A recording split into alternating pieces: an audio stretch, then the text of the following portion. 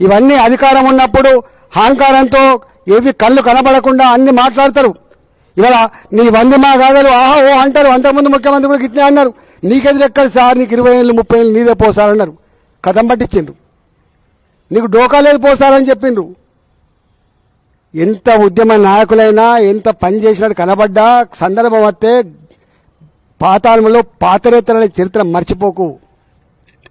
నేను అంటున్నా, నా మీద మాట్లాడు కాదు, నువ్వు ప్రజలతో మాట్లాడు, ఇంజనీర్తో మాట్లాడు, కాంట్రాక్టర్తో మాట్లాడు, పని చేయించే ప్రయత్నం చేయి. ఇవాళ నిజంగా నేను అంటున్నా, ఒక్క పంట వేస్తే రైతుకు సైకాలజీ ఎట్లుంటుందంటే, చివరికి పొట్ట మీదకి వచ్చినప్పుడు నీళ్ళు లేకపోతే, ఈనంగా నీళ్ళు లేకపోతే వచ్చే పంట 30,000 పంట అయినప్పటికీ కూడా 3 లక్షల రూపాయలు పెట్టి బాధ్యత అవుతాడు. దట్ ఈస్ ఫార్మర్ అంటోడు వ్యవసాయం చేస్తాడు, బిజినెస్ గురించి ఆలోచించాడు. కళ్ళ ముందే తను వేసిన పంట ఎండిపోతే చేతికి రాకపోతే దుఃఖిస్తాడు రైతు. గది రైతు సైకాలజీ. ఇవాళ ఈ లక్ష్మీ బరా ఇవాళ ప్రాణహిత చేవెళ్ళ ప్రాజెక్టు మీ పాత ఏదైతే ఉందో, ఇవాల్టి ప్రాణహిత ప్రాజెక్ట్ ఏదైతే ఉందో, నేను అంటున్నా ఒక్క తడికి నీళ్ళు ఇచ్చినా కూడా పంట బయటపడుతుంది. ఇవాళ వర్షాలతో, బావిల నీళ్ళతో, బోర్ల నీళ్ళతో, చెర్ల నీళ్ళతో పంటలు నోటికాడికి వచ్చి ఒక తడి లేకపోతే ఎండిపోతాయి, 2 తళ్ళు లేకపోతే ఎండిపోతాయి. అలాంటి పంటలకు శ్రీరామ రక్ష ఇగో ఈ ప్రాజెక్టు.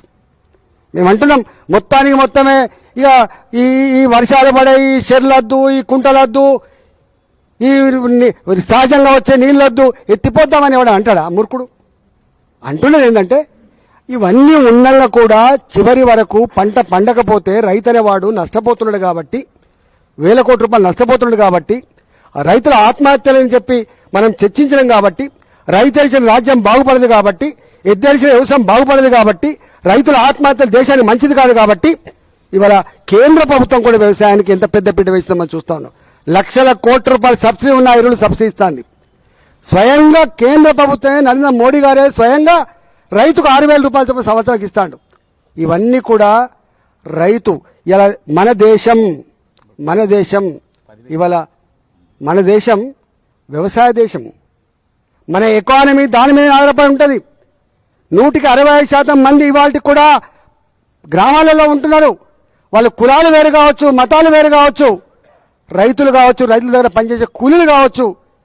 వ్యవసాయం మంచుకుంటేనే బట్టల షాపు నడుతుంది, వ్యవసాయం మంచుకుంటేనే బంగారం షాపు నడుతుంది, వ్యవసాయం మంచుకుంటేనే పిల్లల ఫీజు కడతారు, వ్యవసాయం మంచుకుంటేనే పెళ్లిళ్ళు అవుతాయి. ఆ జ్ఞానం మీకు లేదు. వ్యవసాయం తప్ప మరో మార్గం లేదు.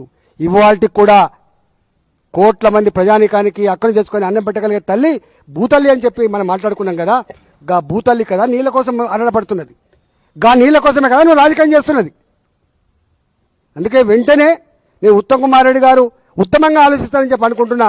ఉత్తమ్ కుమార్ రెడ్డి గారు వెంటనే బేజ్జాలు బంద్ చేసి